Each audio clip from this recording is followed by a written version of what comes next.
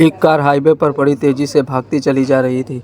इस कार में सवार दोनों भाई बहन थे जो कहीं दूर से पार्टी मनाकर अपने घर वापस लौट रहे थे।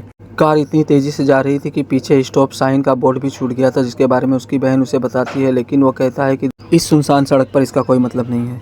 तभी उसे हाईवे पर एक बड़ी वैन दिखाई देती है, जिसके पीछा करते हुए बड़ी तेजी से उसके करीब पहुंच जाता है और पीछे का साइन बोर्ड पढ़ने की कोशिश करता है। दरअसल दोनों भाई बहन इस तरह का खेल खेला करते थे कि गाड़ी चलाते समय सामने वाली गाड़ी के पीछे क्या लिखा हुआ है ये सबसे पहले बताना है, और जो सबसे पहले बता देता था वह जीत जाता था।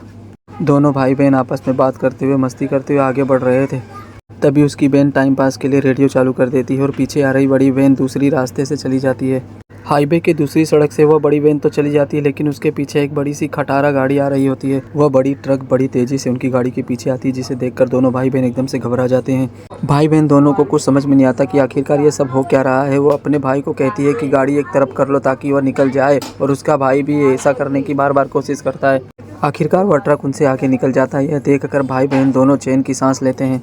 उस ट्रक के ड्राइवर की हरकत पर उसका भाई उसे गाली भी देता है। उसकी बहन अपने भाई को बताती है कुछ पल के लिए तो वह एकदम खुद से घबरा गई थी, उसे पहले की बात याद आ गई थी। वो अपने भाई से बताती है कि कैरी और डार्ला की इसी तरह से इसी हाईवे पर मौत हुई थी।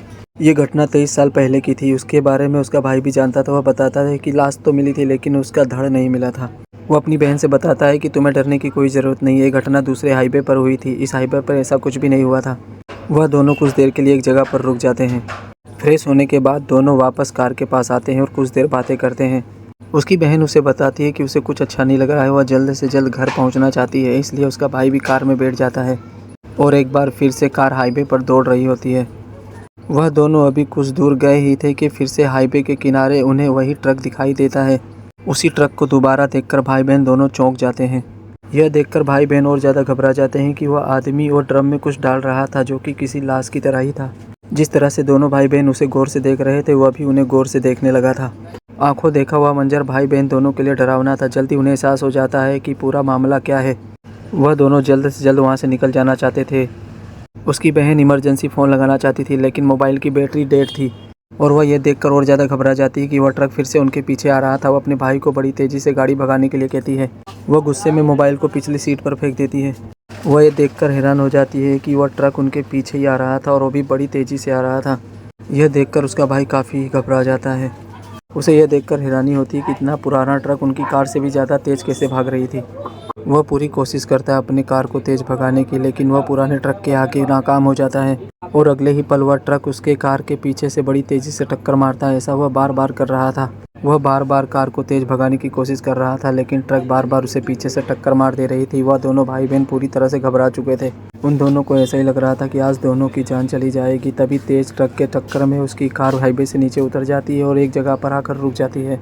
वह दोनों काफ़ी घबराए हुए थे। उन दोनों को समझ में नहीं आ रहा था कि ये सब क्या हो रहा है। तभी वो अपने आप को संभालता है और कार से बाहर निकलकर कार को थोड़ा बहुत मरम्मत करने की कोशिश करता है। उन दोनों को ये समझ में नहीं आ रहा था कि आखिरकार उसने ऐसा क्यों किया। उसका भाई बताता है कि ज़रूर उस जगह पर ही कोई गड़बड़ है। वो बोलता है कि हमें वहाँ जाना चाहिए और जांच पड़ताल करना चाहिए ताकि हम पुलिस को वहाँ के बारे में बता सकें। उसकी बहन सब के बारे में मना करती है, लेकिन वह अपने भाई की जिद के आगे वो भी मान जाती है। उसका भाई ऐसा सोच रहा था कि इस बारे में पुलिस को बताएंगे तो ऐसा हादसा किसी दूसरे के साथ नहीं हो पाएगा। और देखते ही देखते दोनों उसी जगह पर पहुंच जाते हैं जहां पर वह खटारा ट्रक खड़ी थी। देखने पर ही लग रहा था कि यह जगह कितनी डरावनी थी।